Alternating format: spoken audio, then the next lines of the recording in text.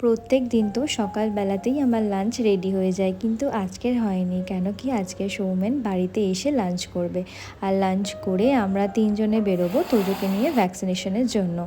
তো সেই জন্য চেষ্টা করেছিলাম সকালবেলাতেই পুরোটা কমপ্লিট করে নিতে, কিন্তু তোজোকে নিয়ে একদমই পসিবল হলো না। অনেক চেষ্টা করলাম, ও একদমই চায় না ওর মা রান্না করুক, ও পা ধরে দাঁড়িয়ে থাকে ওর সাথে খেলতে হবে। মোটামুটি বাকি রান্নাগুলো করা হলেও একটা রান্না আমার বাকি ছিল, তো সেটা হলো বাটা মাছ বানাবো সর্ষে বাটা দিয়ে।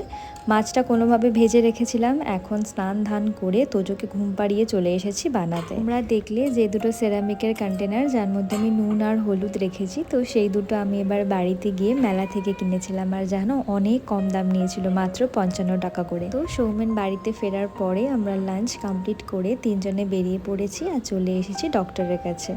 তো এখন তো তোজো বুঝতে পারছে না কি হতে চলেছে ওর সাথে, এখন তো খুব হাসছে, কিন্তু এরপরেই খুব কাঁদবে।